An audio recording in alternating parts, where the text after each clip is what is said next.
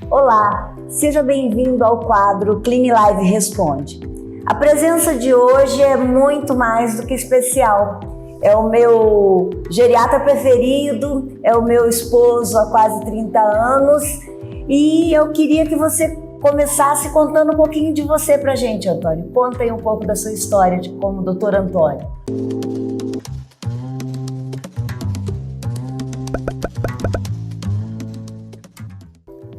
Legal. O meu nome é Antônio Carlos, há 34 anos eu sou geriatra, nós trabalhamos só com idosos em 2 clínicas e a gente tem, no decorrer desse tempo, a gente tem trabalhado muito esse processo de envelhecimento, onde a gente busca qualidade de vida e longevidade. E dentro disso é exatamente a pergunta que eu quero te fazer. Como envelhecer com qualidade de vida? Omar, a gente tem conversado muito sobre isso no decorrer desses anos e isso é uma pergunta bem recorrente no consultório. Todas as pessoas que vão buscar consulta, que vão buscar uma orientação do geriatra, elas vão com essa intenção, na verdade, que a gente chama dentro da geriatria de gerontologia. E eu vou lembrar uma coisa muito interessante, é que a gente tem 2 sonhos, né? A gente quer viver mais e melhor. Só que, infelizmente, a gente faz tudo para viver menos e pior. Eu pontuo isso pelo seguinte, porque existem algumas situações que a gente chama de situações modificáveis, que vão impactar diretamente na nossa saúde. E tem algumas situações que são situações fixas, imodificáveis, por exemplo, idade. Né? A idade é um fator, né? Mas assim, isso quer dizer que, ok, a gente pode viver muito mais, só que, lógico, é muito importante que a gente viva muito mais, mas viva bem também, né? Ninguém quer ficar adoecido muito cedo e nem muito tarde. Exatamente. Né? Mas e a ideia disso, para que a gente consiga realmente esse envelhecimento saudável, prevenção? Na verdade, é uma somatória de 2 fatores que vai culminar em prevenção. Tá? Em primeiro lugar, o fator ambiental.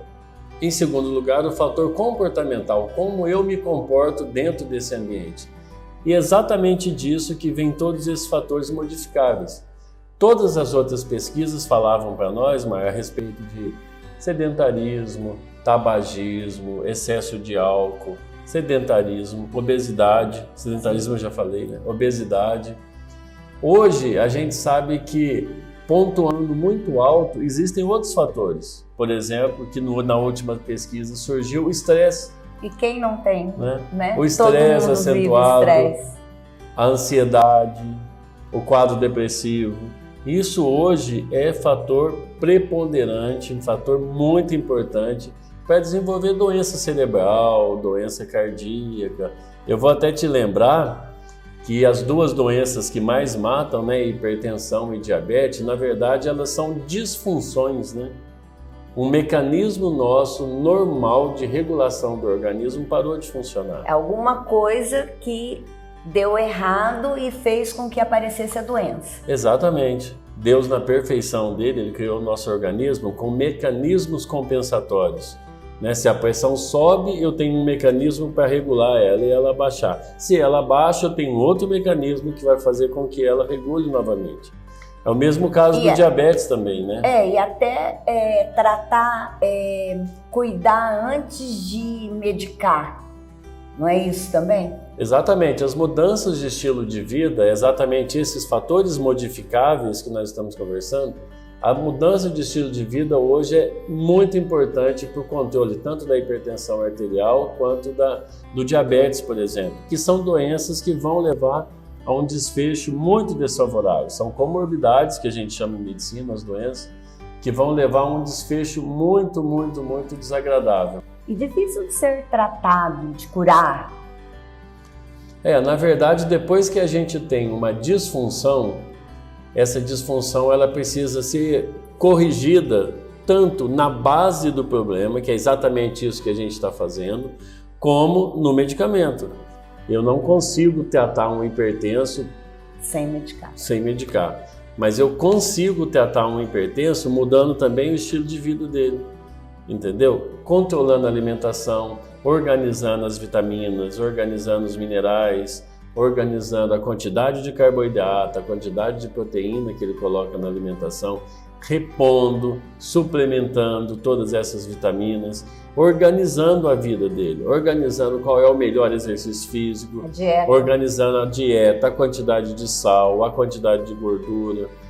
Esse é um trabalho que realmente vai impactar na longevidade, na qualidade de vida e no envelhecimento saudável. Mas afinal, todos nós queremos envelhecer com saúde, né, Antônio? Exatamente esse envelhecer com saúde.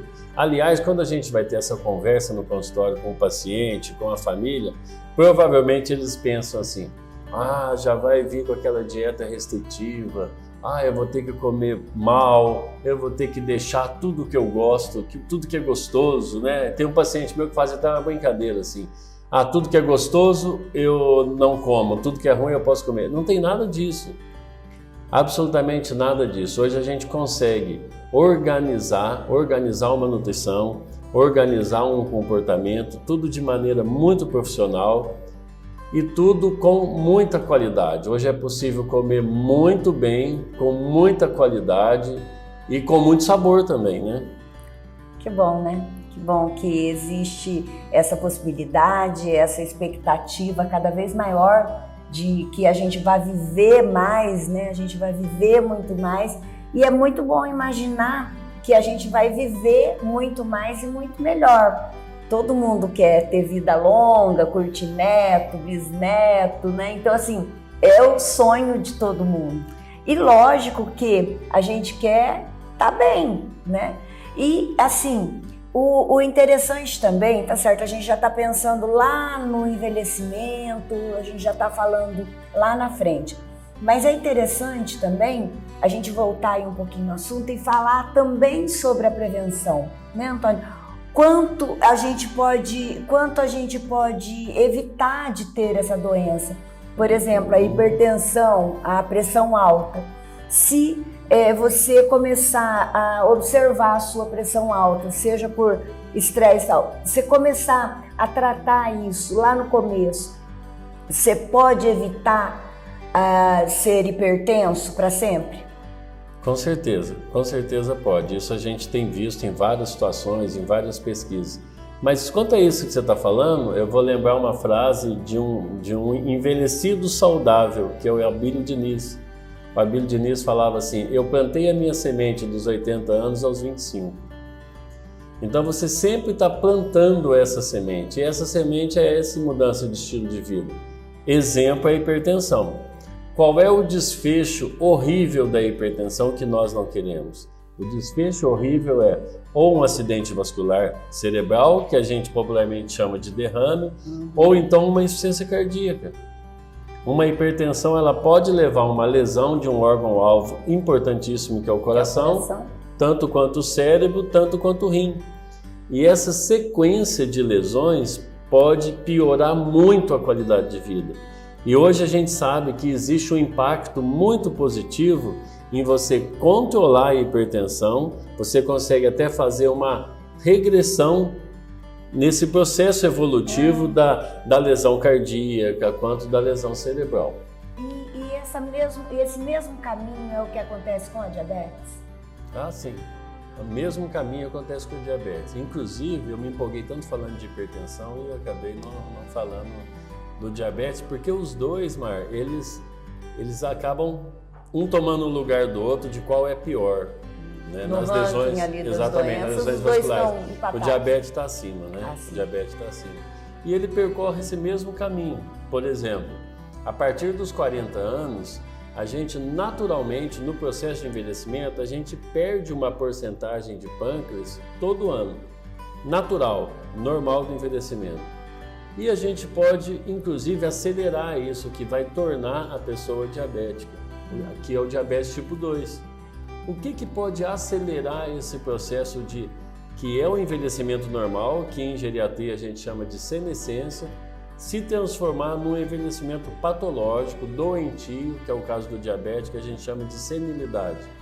Várias condições, inclusive sedentarismo, o uso desequilibrado de carboidrato, que é o açúcar, né?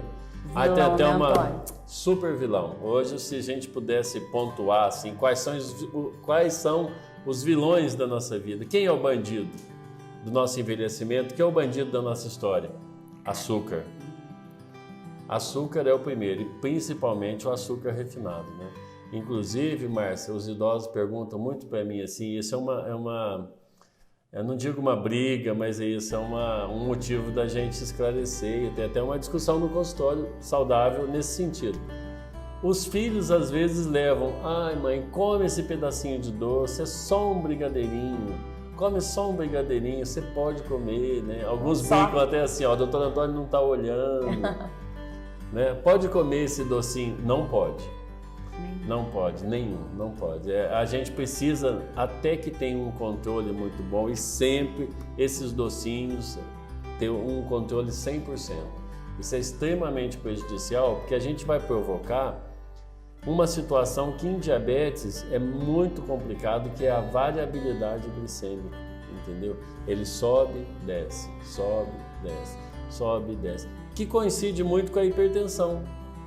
Né? Imagina você comer sal, comer um churrasco delicioso, mas com muito sal e você é hipertenso. O que acontece? Tem um pico de hipertensão, você toma um medicamento, ela cai. Você tem outro pico de hipertensão, ela cai. Nesse pico você está correndo um grande risco. Que é o coração. Exatamente. Todos os órgãos-alvos, né?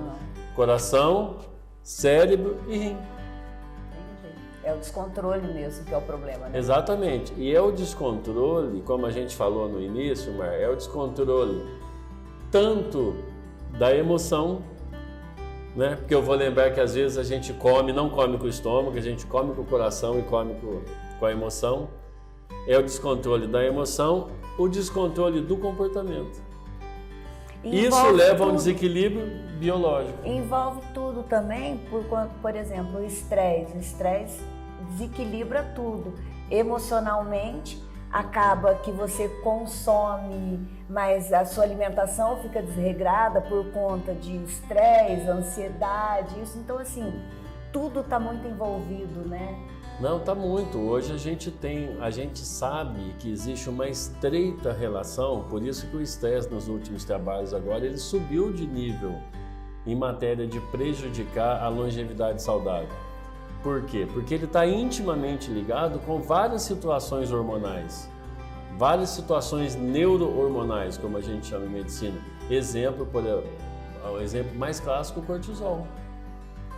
Né? Até tem paciente diabético que fala assim, então eu engordo só de ficar nervosa. Realmente a diabetes sobe só de ficar nervosa. Pode desequilibrar, libera a insulina que pode ganhar peso, né? Legal, Antônio. A gente gostou demais dessa conversa. Olha que eu já converso com ele sobre isso há quase 30 anos e sempre a gente tem muita coisa para acrescentar, sempre eu estou aprendendo. E para mim, assim, é meu cotidiano, né? Lá em casa, o Antônio médico, a Giovana médica, então os assuntos médicos são muito comuns lá em casa. A Duda fazendo faculdade de medicina. Então, assim, assunto médico é rotina em casa. Eu espero que vocês tenham gostado tanto quanto eu. Obrigada, Antônio, foi muito legal o nosso bate-papo. Por nada, foi um prazer. E a gente se vê no próximo Clean Live Responde.